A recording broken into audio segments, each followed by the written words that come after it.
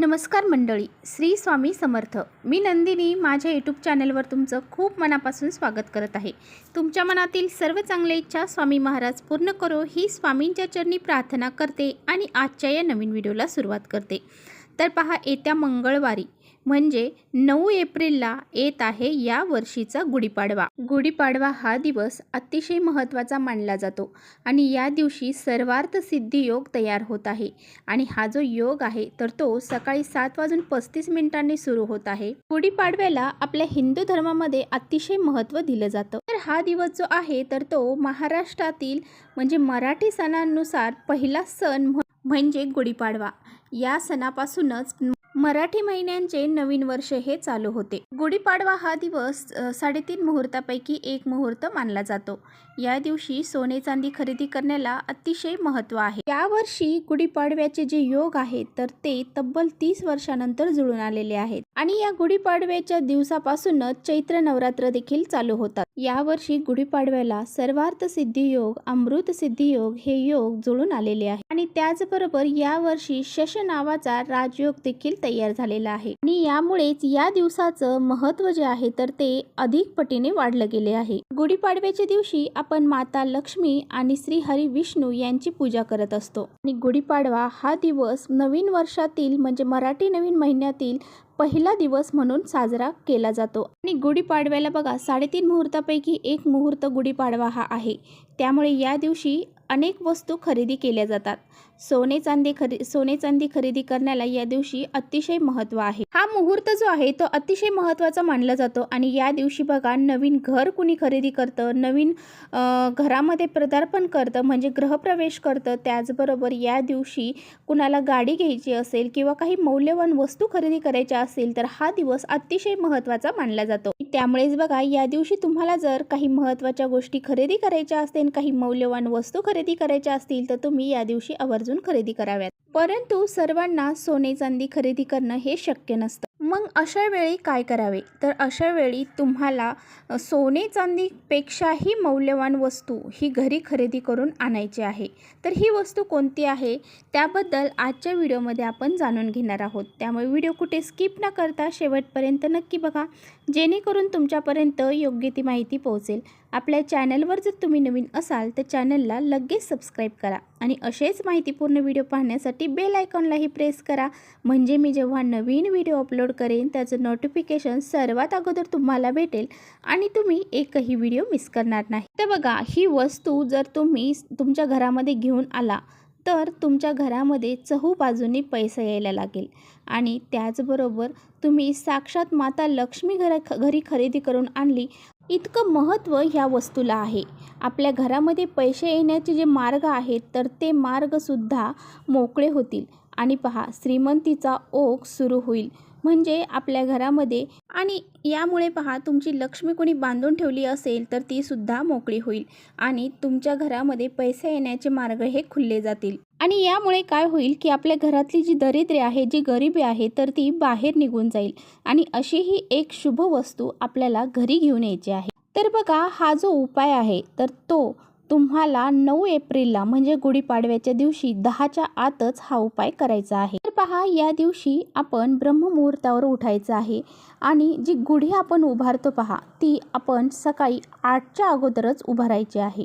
जेव्हा आपण गुढी उभारतो त्यावेळेस जी सूर्याची किरणं त्या गुढीवर पडतात त्याचे चांगले फळ हे आपल्याला प्राप्त होत असते. बघा जो आपण कलश त्या गुढीला लावतो आणि त्या कलशावरती सूर्याची जी किरणं पडतात तर त्यामुळे ते जो काही सकारात्मकता आहे तर ती निर्माण होत असते. बघा आपण जी गुढी आहे तर ती 5च्या अगोदर म्हणजे दिवस मावळायच्या अगोदर आपण ती उतरवून घरामध्ये आणतो. त्यावेळेस ती सकारात्मकता जी आहे तर ती आपल्या घरामध्ये येते. यामुळेच पहा आपल्याला जी गुढी आहे तर ती 8च्या अगोदरच उभारायची आहे. मी तुम्हाला जो उपाय सांगणार आहे तर तो तुम्हाला सकाळी ब्रह्ममुहूर्तापासून ते सकाळी 10 वाजेपर्यंत म्हणजे ह्या वेळेतच आपल्याला हा जो उपाय आहे तर तो करायचा आहे. हा जो काळ आहे या दरम्यानचा तर तो काळ अतिशय शुभ आणि महत्त्वाचा मानला जातो. आणि यामुळे ह्या वेळेतच आपण काही उपाय केले तर त्याचे निश्चित आपल्याला फळ हे प्राप्त होते. तर बघा या दिवशी आपल्याला कोणती महत्त्वाची गोष्ट आहे जी सोन्यापेक्षा बी मौल्यवान आहे तर ती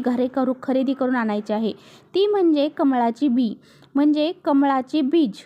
आता बघा, जी कमळाची बी आहे तर ती तुम्हाला कुठे भेटेल? तर जिथे फुलं भेटतात पहा, त्या ठिकाणी ही कमळाची बी तुम्हाला मिळून जाईल. बघा, तुम्ही जर हा उपाय ब्रह्ममुहूर्तावर करणार असाल तर तुम्हाला ही बी आहे तर ती अगोदरच्या दिवशीच खरेदी करून आणायची आहे. कारण मग सकाळी आपल्याला ब्रह्ममुहूर्तावर हा उपाय करायचा आहे आणि सकाळी 10 वाजेपर्यंत आपल्याला जर उपाय करायचा असेल तर आपल्याला त्याच वेळेस तुम्ही जरी बी खरेदी करून आणली तरी चालेल. परंतु पहाटे उपाय करायचा असेल तर तुम्हाला अगोदरच्या दिवशी ही बी असेल तर ती खरेदी करून आणावी लागेल. बघा, ही बीज जी आहे कमळाची बी तर ती घरी खरेदी करून आणल्यानंतर तिला काय करायचं आहे, गंगाजलने धुवून काढायचं आहे.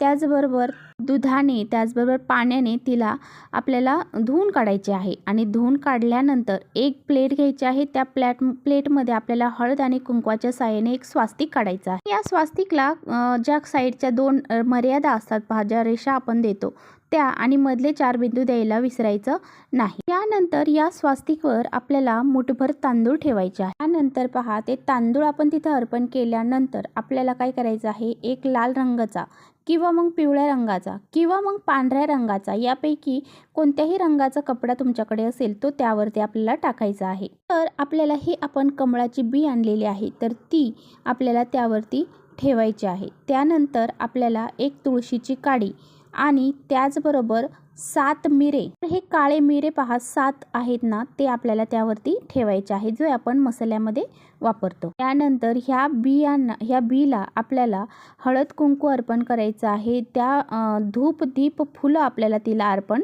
करायचं आहे. बघा, ह्या ज्या वस्तू आहेत, ज्या आपण कमळाची बी ठेवलेली आहे, त्याचबरोबर तुळशीची काडी ठेवलेली आहे आणि 7 काळ्या मिऱ्या ठेवलेल्या आहेत.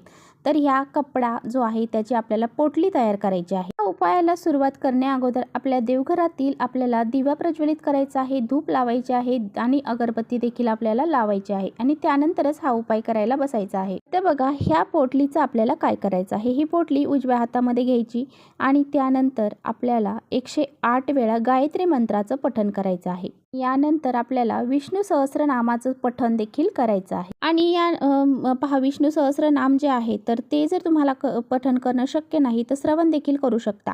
त्यानंतर तुम्हाला कनकधारा स्तोत्राचं पठण देखील करायचं आहे. का विष्णू सहस्रनामाचे आपल्याला पठण करणं शक्य नसेल तर मग तुम्ही कनकधारा स्तोत्राचं पठण करू शकता. म्हणजे तुम्ही विष्णू सहस्रनाम किंवा मग कनकधारा स्तोत्र या दोन्हीपैकी एक सेवा करायची आहे आणि जो मंत्र तुम्हाला गायत्री मंत्र सांगितला आहे तो 108 वेळा म्हणायचा आहे. ही जी अभिमंत्रित केलेली आपण पोटली आहे तर ती पुन्हा त्या तांदळावर ठेवायची आहे. आता बघा, ही जी पोटली आहे संपूर्ण दिवसभर आपल्याला आपल्या माता लक्ष्मीचा फोटो जो आहे तर तिथे ठेवून द्यायचे आहे. म्हणजे त्या तांदळावरची प्लेट आपण ठेवलेली आहे त्या तांदळावरती आपल्याला ही पोटली ठेवायची आहे आणि पूर्ण दिवसभर तिथेच ठेवून द्यायची आहे. ही अखंड दिवा आपल्याला त्या दिवशी दिवसभर चालू ठेवायचा आहे. म्हणजे देवघरातील दिवा आपल्याला विझू द्यायचा नाही. त्यामध्ये भरपूर प्रमाणामध्ये तेल टाकायचं आहे आणि तो दिवा प्रज्वलित ठेवायचा आहे.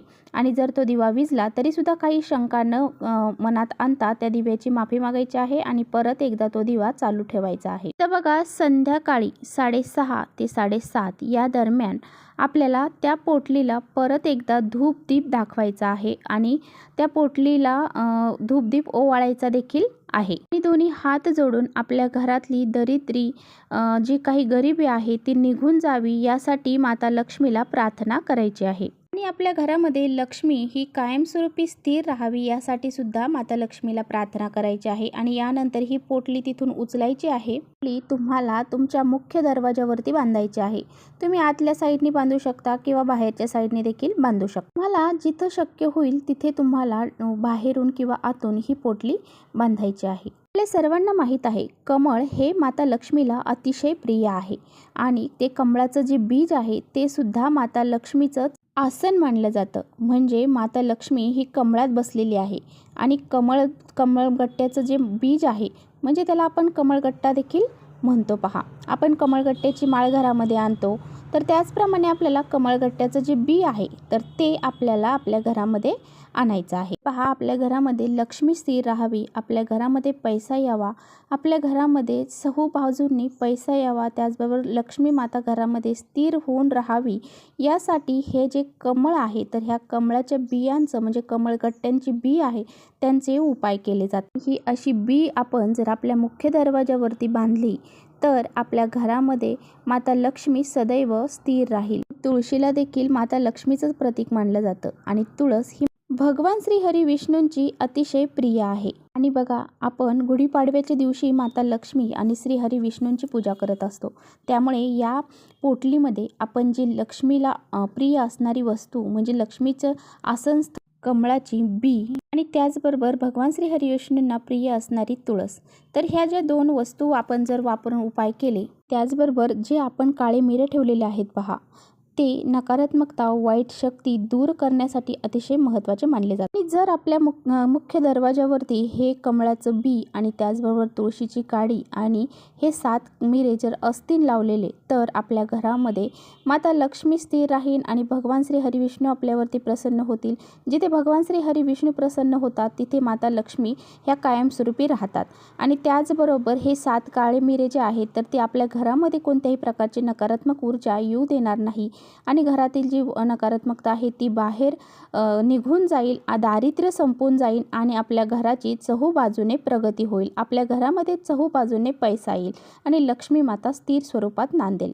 तर यामुळे बघा, हा उपाय अतिशय प्रभावशाली मानला जातो। ज्योतिषशास्त्रात असं म्हटलं आहे की कमळगट्ट्याची माळ जर आपण धारण केली तर आपल्या शत्रूचा नाश होतो। कमळाच्या बीजाचे जर आपण काही उपाय केले तर आपल्या जीवनामध्ये सुख शांती समृद्धी निर्माण होते आणि माता लक्ष्मी स्थिर होऊन आपल्या घरामध्ये आनंदाने राहते।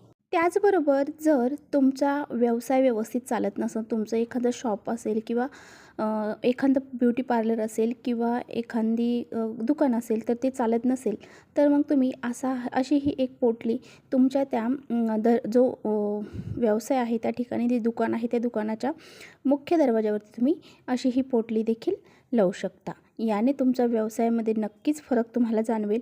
तर हे गुढीपाडव्याच्या दिवशी आपल्याला नक्की करायचं आहे। तर चला, इथेच थांबवते माझा व्हिडिओ आवडला असेल तर नक्की लाईक करा, चॅनलवर नवीन असाल तर चॅनलला सबस्क्राईब करा आणि व्हिडिओ हा हेल्पफुल आणि माहितीपूर्ण वाटत असेल तर इतरांपर्यंत शेअर देखील करा। परत भेटूया अशा छानशा व्हिडिओसोबत, तोपर्यंत श्री स्वामी समर्थ।